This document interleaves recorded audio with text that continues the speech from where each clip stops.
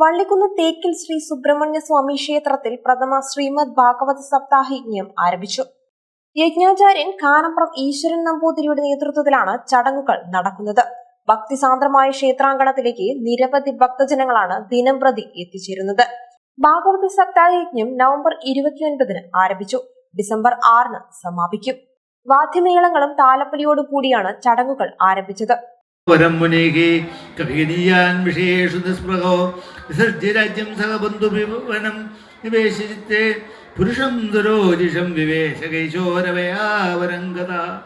സപ്താഹയജ്ഞം സത്യാനന്ദ സരസ്വതി സ്വാമികൾ ഉദ്ഘാടനം ചെയ്തു. അന്ന സനോജ് പ്രാർത്ഥന ആരംഭിച്ചു. ക്ഷേത്രാങ്കണത്തിൽ നടന്ന ചടങ്ങിൽ PA സോമസുന്ദരൻ അധ്യക്ഷത വഹിച്ചു.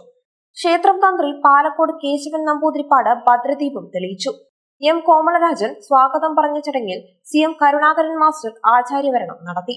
വിഷ്ണു സഹസ്രനാമം സ്തോത്ര പാരായണം, സമൂഹാർച്ചന, ഗ്രന്ഥപൂജ, ഭാഗവത പാരായണം, പ്രഭാഷണം എന്നിങ്ങനെയാണ് ചടങ്ങുകൾ. ഭക്തർക്കായി പ്രാതലും പ്രസാദഊട്ടും ക്ഷേത്രത്തിൽ നടക്കുന്നുണ്ട്. നിരവധി ഭക്തജനങ്ങളാണ് ദിനംപ്രതി ക്ഷേത്രത്തിലേക്ക് എത്തിച്ചേരുന്നത്. സപ്താഹത്തിന്റെ 5ാം ദിനത്തിൽ നടന്ന രുക്മിണി സ്വയംവരം ഭക്തിസാന്ദ്രമായി. ശ്രീ തെക്കിൽ ഭഗവതി ക്ഷേത്രത്തിൽ നിന്നും വാദ്യമേളങ്ങളോടുകൂടി രുക്മിണി സ്വയംവരവും തുടർന്ന് ഘോഷയാത്രയും നടന്നു. തുടർന്ന് മാതൃസമിതിയുടെ തിരുവാതിരയും ഉണ്ടായിരുന്നു.